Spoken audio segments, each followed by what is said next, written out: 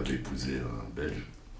Donc mon frère et ma soeur sont métis. Et en 60, donc je vais avoir 6 ans, l'indépendance en juin, je vais avoir 6 ans en octobre. Et puis donc on a dû quitter le pays.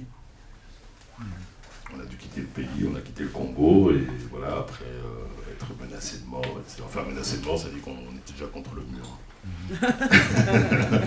On était déjà contre le mur. Et en fait, c'est l'événement qui m'a fait prendre conscience de l'importance de la parole, de l'importance d'ouvrir la bouche au moment opportun.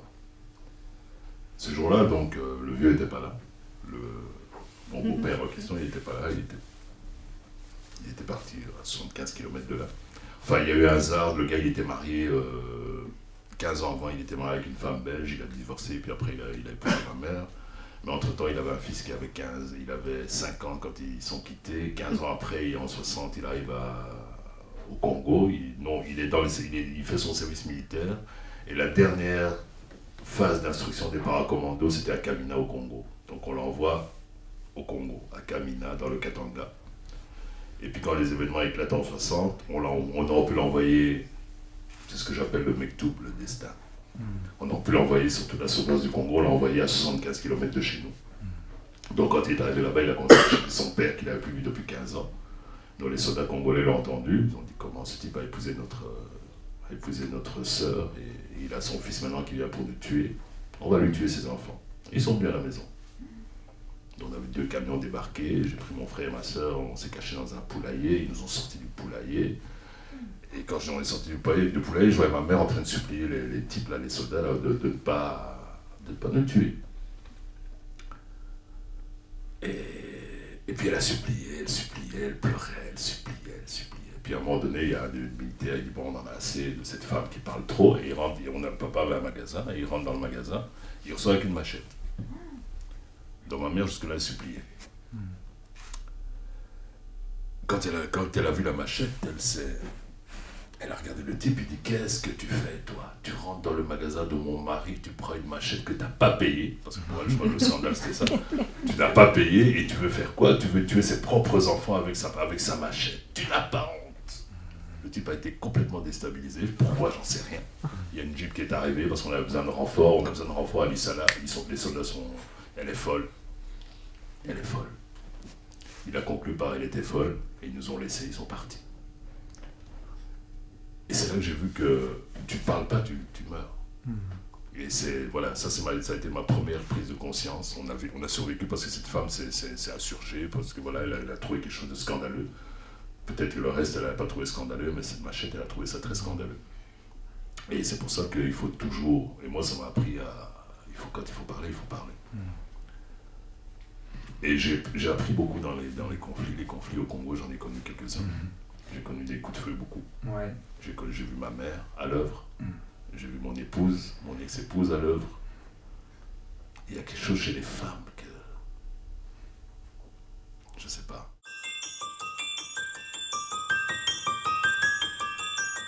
J'ai commencé par écrire pour les enfants d'abord. J'ai publié un premier livre illustré chez Gallimard en 1996, dont c'est sorti après le Rwanda.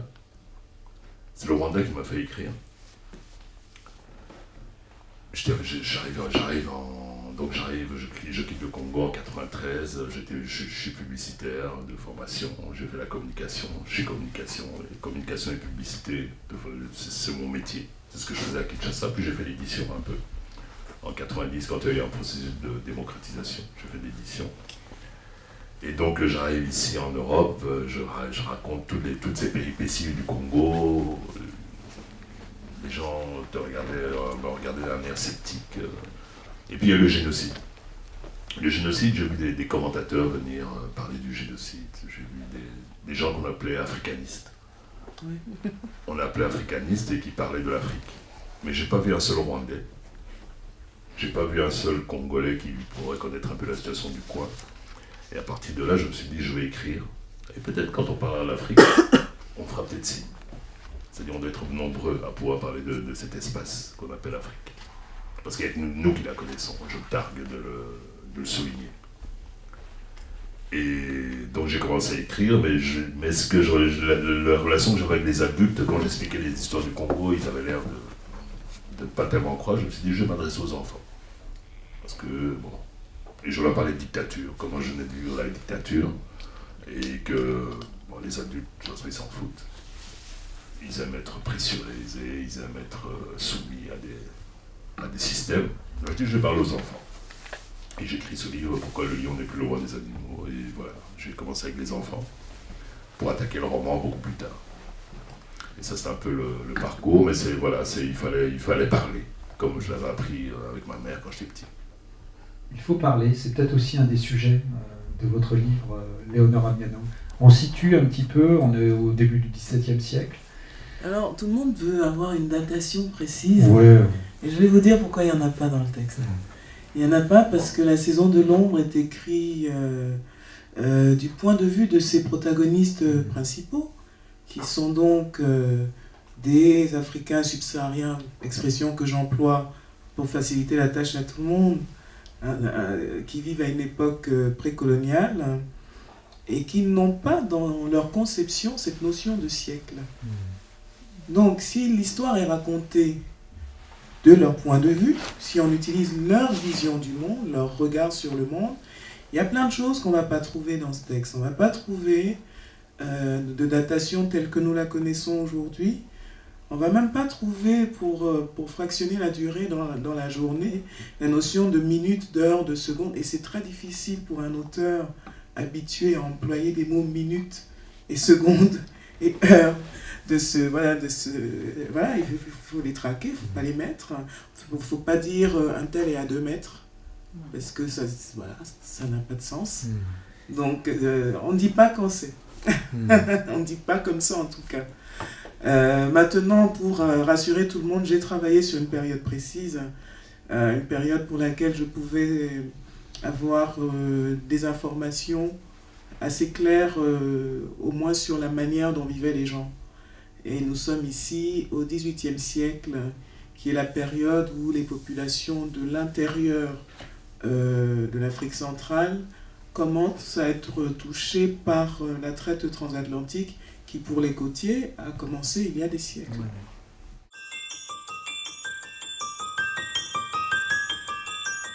Donc, comme souvent vous demandiez tout à l'heure s'il y avait une littérature africaine, et j'ai répondu, il y a des littératures africaines parce qu'il y a des Afriques, mais il y a des motifs récurrents chez les auteurs subsahariens quand ils travaillent les questions liées à la mémoire, à la rencontre avec l'Occident.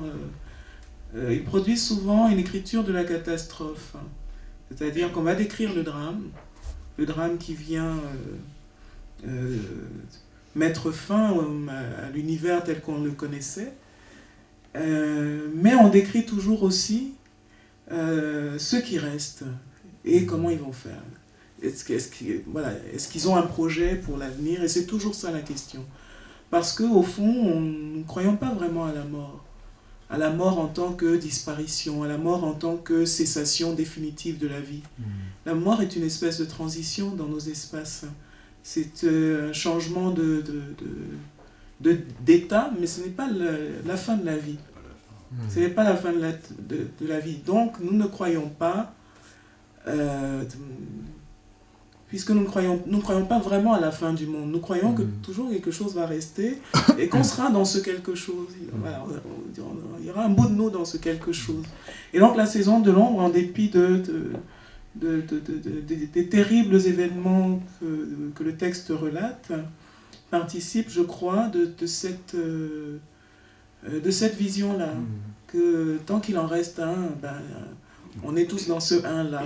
Il va nous porter tous et il va nous faire survivre et transmettre ce que nous avons créé.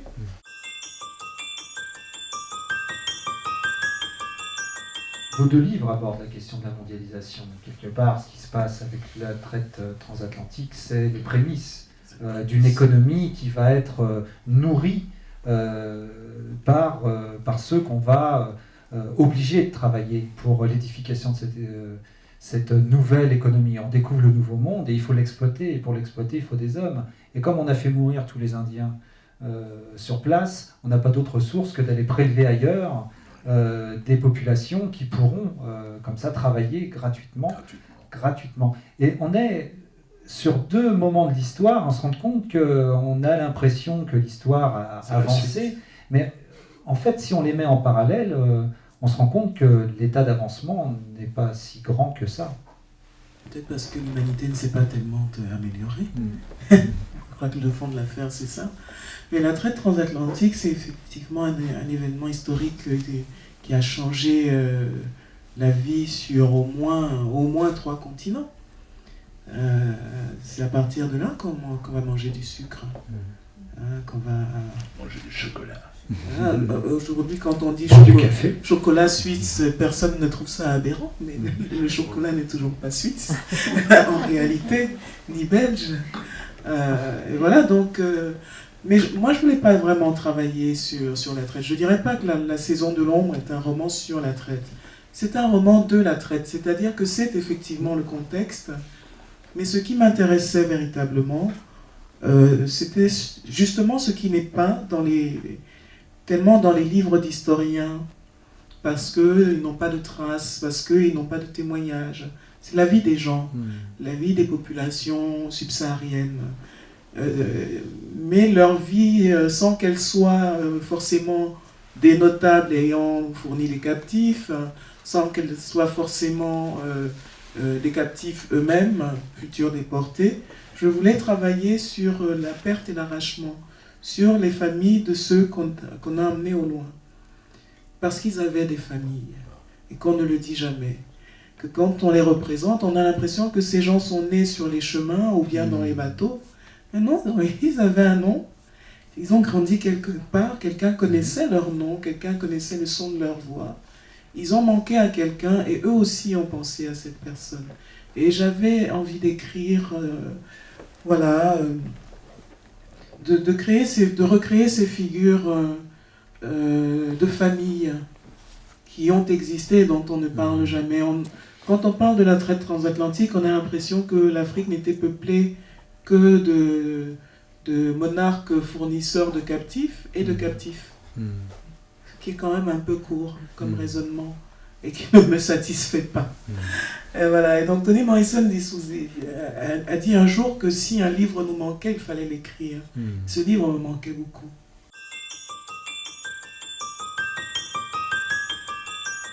On peut presque dire que le monde entier se reflète dans le Congo. Oui, moi je crois que le Congo c'est le laboratoire du futur, des choses qui se passent là-bas. On teste, on regarde. Nous, les banques, la chute des banques, on a connu ça déjà en quelle année Mais là-bas, bon, on est arrivé devant les banques, premier jour, on vous donnait, voilà, vous avez un plafond de 100 €. Ah bon, ok, vous prenez les 100 €, vous rentrez chez vous, revenez demain, le lendemain, vous revenez, plafond 50 €. Et puis le troisième jour, vous avez des militaires devant la porte, devant la banque. Et Mobutu nous a pris tout notre argent, en fait, l'argent de tous les Congolais, tout ce qu'il y avait dans les comptes, ça a disparu du jour au lendemain. Avant les événements ici, le printemps arabe, on l'a vécu là-bas, avant tout le monde. Et voilà, donc je regardais ça, j'y croyais, mais j'y croyais pas trop. Parce que ça sert des dessins d'autres personnes, mais c'est des choses qu'on vit au Congo. Voilà, en fait, là-bas, on a toujours l'impression que on se permet de faire des choses là-bas qu'ici on ne se permettrait pas. Pendant la guerre au Congo, il y avait le Congo-Brazzaville, je dis bien. Pas chez moi, l'autre Congo. Quand la guerre a commencé là-bas, avec Lissouba, l'élection de Lissouba, puis il fallait absolument que Alpha Kitten reprenne la main sur le Congo, donc repositionner Sassou Nguesso. Donc il y a eu la guerre. Il y a des hélicoptères d'Elf, des hélicoptères écrit Elf dessus. On ne se donnait même pas la peine de mettre un peu de peinture sur Elf, ça tirait sur les gens. Donc voilà, là-bas on se permet de faire des choses. Ou parler d'embargo de l'Afrique du Sud à l'époque, il suffit de se passer à leur côté de l'aéroport militaire de Kinshasa. Vous passez au bord de la route, vous voyez un avion américain, un avion sud-africain et des armes et des munitions qui passent d'un avion à l'autre. Et puis du Congo, l'avion sud-africain part en Afrique du Sud et on parle à tout le monde qui a un embargo. Mais c'est des choses qui sont visibles là-bas. C'est un laboratoire. C'est un laboratoire et je voulais montrer que cette guerre, c'est le premier drame de la mondialisation, comme je l'ai dit tout à l'heure. Et si on croit qu'on est à l'abri, on se trompe, je crois. Parce qu'on a les mêmes ennemis. Tous ceux qui distribuent les Kalachnikov au Congo, c'est les mêmes qui délocalisent ici, qui mettent les gens au chômage. C'est les mêmes. C'est pas des gens différents. Ici, on agit autrement. Mais le problème, c'est qu'on s'imagine toujours qu'on vit dans des mondes séparés. Oui, ici, on a policé la violence, mais ces gens n'en ont rien à faire des populations européennes non plus. C'est une question pour Madame Léonore Miano. J'avais trouvé très intéressant dans votre livre le petit texte dans lequel vous expliquez les circonstances dans lesquelles vous avez été amené à vouloir écrire ce livre. Et vous avez été mis en présence d'une étude, je crois, sur la mémoire de la traite transatlantique. Et je trouve que c'est assez fascinant de penser que plusieurs siècles, alors comme vous l'avez dit, vous ne datez pas, mais on se doute que c'est quand même plusieurs siècles en arrière, il existe encore une mémoire vivante et transmise donc de ces événements complètement traumatisants. Est-ce que vous pouvez dire un mot de ça, et est-ce que c'est vraiment ça qui a déclenché votre désir de faire le livre, et est-ce que c'est un thème chez vous qui va encore se transmettre? Est-ce que vous le considérez comme un thème que vous n'avez pas épuisé et que vous proposez encore de traiter ou pas? C'est une obsession chez moi, la traite transatlantique. Les auteurs ont des obsessions. Souvent ils ne les révèlent pas, mais moi je dis, voilà, ça fait partie de mes obsessions. Et depuis que je suis petite fille, parce que je viens d'un espace subsaharien très concerné par cette histoire, mais on n'en parle jamais. Et je viens de la côte du Cameroun. Alors aujourd'hui au Cameroun, on parle beaucoup de la traite parce que les Afro-Américains font aujourd'hui un test ADN qui leur permet de retrouver leur ancestralité, de retrouver non pas seulement... voilà, avant ils savaient que leurs ancêtres venaient d'Afrique, mais aujourd'hui on peut leur dire tes ancêtres du côté maternel, parce que c'est souvent un côté maternel, venaient d'Afrique centrale, d'un pays qui s'appelle aujourd'hui le Cameroun, et dans ce pays-là, ils appartenaient à telle communauté. Donc ils viennent se reconnecter à l'espace qui a été celui de leurs ancêtres. Et comme il y a eu beaucoup de célébrités, Spike Lee, Quincy Jones, Erykah Badu, qui ont trouvé, se sont trouvés des ascendants. Aujourd'hui on dit camerounais, mais en fait le Cameroun n'existait pas à l'époque. Mais dans une région qui appartient à l'actuel Cameroun, on est obligé de regarder cette histoire.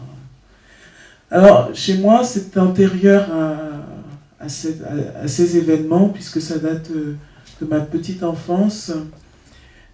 J'avais des questions sur la traite auxquelles personne ne voulait répondre, et je n'aime pas qu'on n'ait pas de réponse à mes questions, en tout cas qu'on ne veuille pas y répondre. Et donc j'ai commencé à approcher les réponses en lisant des auteurs afrodescendants. Dans mon travail d'auteur, ça a souvent été, non pas vraiment un sujet, mais un motif dans presque tous les textes, dans presque tous les romans. Le premier, L'intérieur de la nuit, se termine par une évocation de la traite.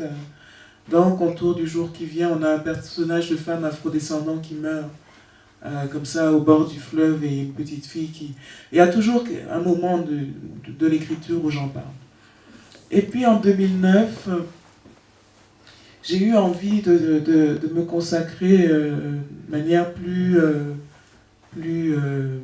comment dire, de me concentrer vraiment sur cette question-là, de manière peut-être un peu métaphorique, mais quand même. Et j'ai écrit un roman qui s'intitule Les Aubes écarlates, qui se déroule dans une Afrique subsaharienne qu'on imagine contemporaine, mais où l'expérience des vivants donc nos contemporains, est traversée par la voix et l'énergie des disparus de la traite. J'avais envie de travailler sur les disparus, sur ceux qui sont morts pendant la traversée et qui ne sont jamais arrivés dans les Amériques. Ceux qui, de mon point de vue, devraient avoir une sépulture au moins symbolique en terre subsaharienne, puisque nos communautés comprennent les vivants et les morts, puisque nous sommes souvent attachés à la mémoire des ancêtres. Nous pratiquons encore aujourd'hui dans de nombreuses communautés subsahariennes d'Afrique centrale, en tout cas, le culte des ancêtres. Et je ne comprenais pas pourquoi ces morts-là, on ne les réclamait pas. Et de mon point de vue, c'était une faute spirituelle, une faute, par rapport à ses propres croyances. Et donc j'avais envie d'un texte qui soit une espèce de mausolée de papier, un mausolée littéraire pour eux.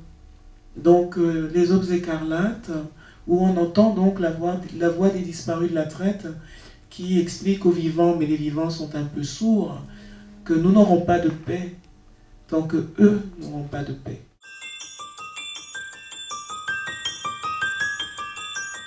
La parole là-bas, elle est très libre en fait. Hein. Malgré tout ce qu'on peut croire, ça dit que les gens, à un moment donné, ils ont décidé de libérer cette parole. Quand on parle du Congo, qu'est-ce qu'on connaît? On connaît Mobutu, on connaît Kabila, on connaît pas du tout. On connaît mais la on SAP, connaît pas le peuple. un peu la SAP. On peu la connaît la musique. SAP. Ouais, la SAP. Mais en dehors de ça, on ne sait pas. Mais ce peuple-là, il y a beaucoup de gens qui meurent, qui se battent, qui parlent. Il y a des activistes des droits de l'homme qui jamais n'ont capitulé, ils en sont morts. Et il y en a beaucoup, il y a un nombre incroyable. Alors, quand on dit oui, c'est des gens corrompus, c'est des gens sorciers, moi ça fait toujours rire. Parce que le nombre de tous ces gens qui se battent et qui délivrent la parole, qui dit ce qu'ils doivent, ce qu'il faut, et il y en a beaucoup, il y a un grand nombre. C'est pour ça que on dit toujours oui, mais toi tu es optimiste malgré une vision assez sombre comme ça, tu es optimiste, oui, parce qu'il y a quand même le combat qui est là. Et voilà, pour la liberté. Pour la liberté. Et ça, comme ça a toujours existé, on parle des marrons, on parle d'aujourd'hui, mais ça a toujours existé. Et je crois qu'on est entraîné dans. Je ne sais pas quel. Léonora avait utilisé le mot tout à l'heure, c'est la littérature africaine, qui vient d'Afrique en général, je ne sais pas le mot que tu as utilisé, mais voilà, il y a cette douleur qui est là et qui doit absolument sortir, mais c'est toujours en cherchant des solutions. Pas une douleur où on se met à genoux et où on creuse sa propre tombe et on se couche dans la tombe, et non, il faut se battre, et on est là.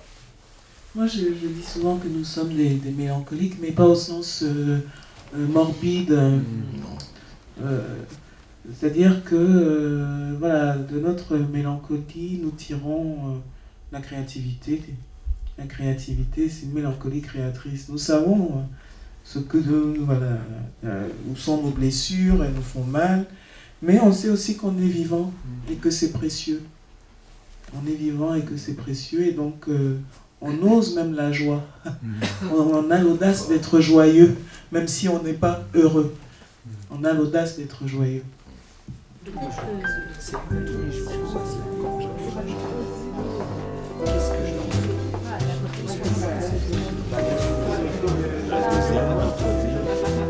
Dans 2 heures, et nous, comme on dit ici, vous avez... Bonsoir, c'est moi qui vous remercie.